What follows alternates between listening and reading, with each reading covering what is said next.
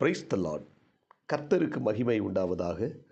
இந்த காலை வேளையில் கர்த்தருடைய வார்த்தை மூலமாய் உங்கள் யாவரையும் சந்திப்பதிலே நான் மிகுந்த மகிழ்ச்சி அடைகிறேன். சங்கீதம் 119 சங்கீதம் 18 வசனம், உமது வேதத்தில் உள்ள அதிசயங்களை நான் பார்க்கும்படிக்கு என் கண்களை திறந்தருளும்.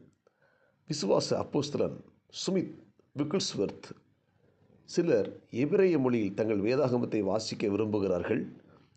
வேறு சிலர் கிரேக்க பாஷையில் வேதாகமத்தை வாசிக்க விரும்புகிறார்கள்.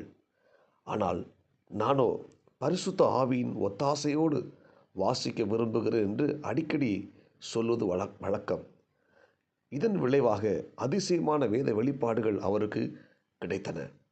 அன்பான தேவனுடைய பிள்ளைகளே, இந்த காலை நேரத்திலே இந்த ஸ்மித் விக்கிள்ஸ்வர்த்துடைய அந்த வாஞ்சை, ஒவ்வொரு நாளும் நான் வேத புத்தகத்தை திறந்து வாசிக்கும்போது பரிசுத்த ஆவியானவருடைய ஒத்தாசையோடு கூட நான் அதை வாசிக்க வேண்டும் என்று சொல்லி அவர் விரும்புகிறது போல, நான் வேத புத்தகத்தை வாசிக்கும்போது பரிசுத்த ஆவியானவர் எனக்கு வார்த்தைகளை வெளிப்படுத்த வேண்டும், வேத வசனங்களை விளக்கி காட்ட வேண்டும் என்று சொல்லி இந்த தேவ மனுஷன் வேத புத்தகத்தை திறந்து வாசித்தது போல, இந்த இறைவார்த்தை கேட்கிற தேவனுடைய பிள்ளைகளை நீங்கள் நானும் வேத புத்தகத்தை திறந்து வாசிக்கும்போது நம்முடைய சிந்தனையில், நம்முடைய இருதயத்தின் ஜெபம் என்னவாக இருக்க வேண்டும்? ஆண்டவரே, நான் வேதத்தை திறந்து வாசிக்கும் போது பரிசுத்த ஆவியானவரே, உம்முடைய உதவி எனக்கு தேவை.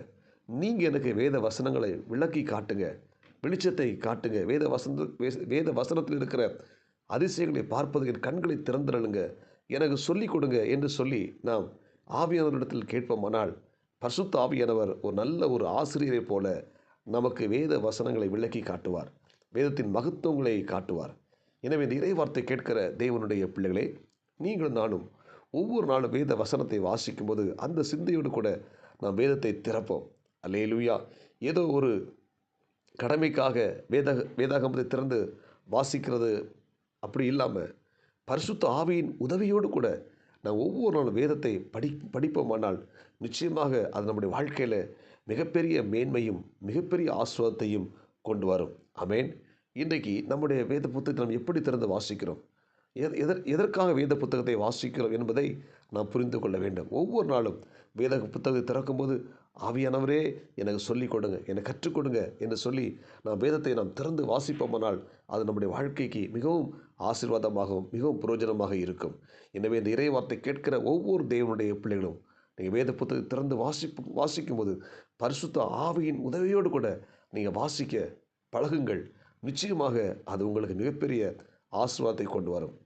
இந்த கால நேரத்திலே நாம் வேத புத்தகத்துக்கு ரொம்ப முக்கியத்துவம் கொடுக்க வேண்டும். நம்முடைய ஆண்டவராகிய இயேசு கிறிஸ்து இந்த பூமியில் வந்த நாட்களில் வேதத்தின் மகத்துவங்களை தம்முடைய சீசர்களுக்கு விவரித்து காட்டினார், விளக்கி காட்டினார். ஆமென். பழைய ஏற்பாட்டில் இருக்கிற வசனங்களை கோட் பண்ணி எடுத்து போதித்தார். எனவே நாம் வேத வசனங்களை தேவன் நமக்கு கொடுத்திருக்கிறார். இந்த வேத வசனங்களை நாம் அன்றாடம் படிக்க வேண்டும். இந்த வேத புத்தகம் என்பது தேவன் நமக்கு கொடுத்த மிகப்பெரிய பொக்கிஷம், மிகப்பெரிய ஒரு பரிசு. இந்த வேத புத்தகத்தை நாம் திறந்து வாசிக்கும்போது நம்முடைய வாழ்க்கைக்குரிய நடைமுறை வாழ்க்கைக்குரிய எல்லா ஆலோசனைகளும் இந்த வேத புத்தகத்தில் இருக்கிறது. அல்லேலூயா. வேத புத்தகத்தை நாம் ஒவ்வொரு நாளும் திறந்து வாசிக்கும்போது நம்முடைய தேவைகளுக்கான ஒரு வழிகாட்டுதல் இருக்கிறது. நாம் இந்த பூமியில் எப்படி வாழ வேண்டும் என்கிற நெறிமுறைகள் சொல்லப்பட்டிருக்கிறது. ஒரு தேவனுடைய பிள்ளை ஒழுக்கமாய் வாழ்வது எப்படி என்று சொல்லி வேத புத்தகம் தெளிவாய் காட்டுகிறது. அல்லேலூயா. எனவே இந்த வேத புத்தகத்தை நம்முடைய வாழ்க்கையின் ஒரு அங்கமாக மாற்றுவோம். அல்லேலூயா.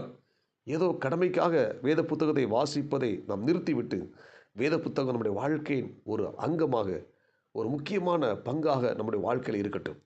வேத புத்தகம் தினம் வாசிக்கும்போது சங்கீதம் 1 வாசித்து பார்த்தீங்கன்னா, கர்த்தருடைய வேதத்தில் இரவும் பகலும் தியானமாக இருக்கிற மனுஷன் பாக்கியவான். அல்லேலூயா. அந்த வசனத்தின் அந்த அதிகாரத்தில் கடை சொல்லும்போது அவர் செய்வதெல்லாம் வாய்க்கும் என்று சொல்லப்பட்டிருக்கிறது. அல்லேலூயா.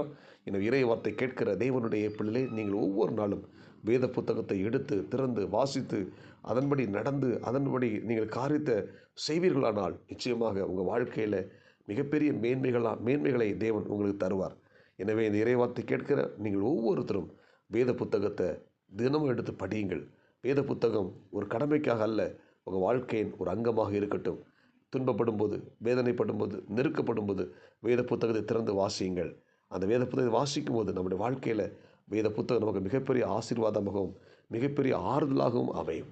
எனவே நாம் வேத புத்தகத்தை வாசிக்கும் போது பரிசுத்த ஆவியின் உதவியோடு கூட வாசிப்பதற்கு நாம் கற்றுக்கொள்வோம். அதுவே நம்முடைய வாழ்க்கையில் மிகப்பெரிய மேன்மையை கொண்டு வரும். ஜெபிப்போமா? பரலோக தேவனே, இந்த காலை வேளையில் இறைவார்த்தை கேட்ட ஒவ்வொரு தேவனுடைய பிள்ளைகளுக்காக ஸ்தோத்திரம் பண்ணி ஜெபிக்கிறோம்.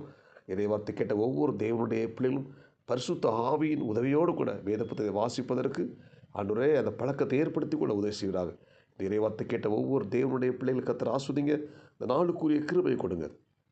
இயேசுவின் நாமத்தில் ஜெபிக்கிறோம் நல்ல பிதாவே, ஆமென். God bless you. உங்கள் யாவரையும் கர்த்தர் ஆஸ்வதிப்பாராக. இந்த நாள் உங்களுக்கு இனிமையாய் அமையட்டும். ஆமென்.